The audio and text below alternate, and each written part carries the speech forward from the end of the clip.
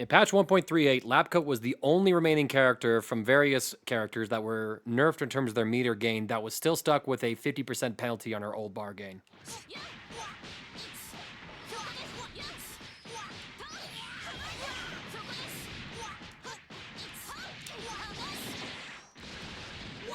She'd basically be pretty lucky to break a single bar of meter build in her solo combos, which was a huge nerf considering that she used to be able to build 2 bars in those combos before.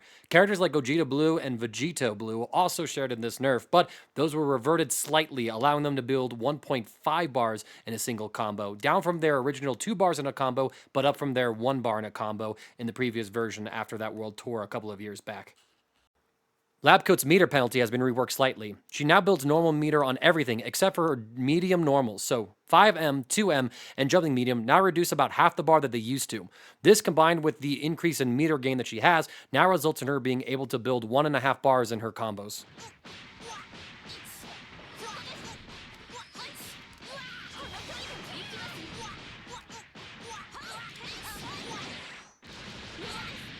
Forgoing the fact that I missed the stomp in the previous example, we now can see that Labcoat's meter gain is actually a lot healthier than it was before. Every 2 combos she completes, she gets an extra bar of meter, which could be the difference between her being able to drop 3 level 1 combos for her team to secure a kill, going for a level 3 for a hard knockdown, or having extra meter to use guard cancel or vanish or other defensive resources that cost meter. It also means that she has healthier meter gain in terms of any sort of combo that utilizes an EX move. I thought it was pretty restrictive for her to stay in the meter jail that Bandai put her as well as other characters in when they eased up restrictions previously, and it's nice to see they've come around to Labcoat 21, as she's largely disappeared from a lot of teams because she just lacked the utility of building bar before. This was an acceptable level for Gogeta, Blue, and Vegeta to get to see more competitive play, but not overwhelming, so I'm glad to see that Labcoat's getting the same treatment here. Previously, Labcoat 21 had no different behaviors to her light auto combo.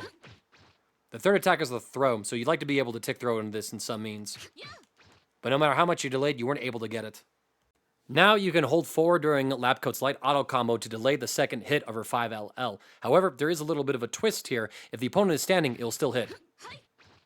Meanwhile, it will whiff on them if they crouch.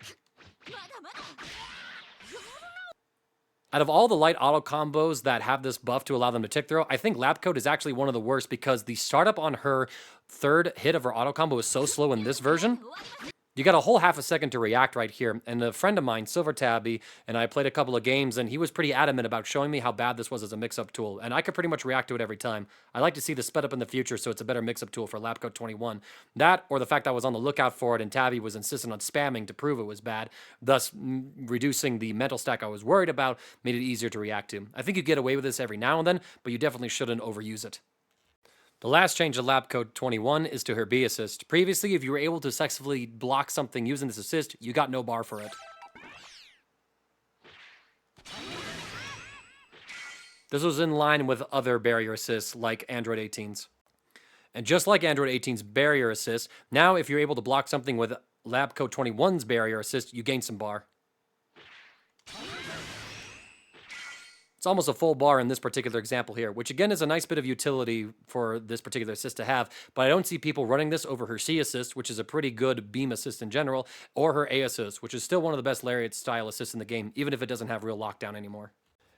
After receiving largely nothing but nerfs over the past couple of years, it's sort of nice to see Labcoat just get a small patch where it's nothing but buffs for herself.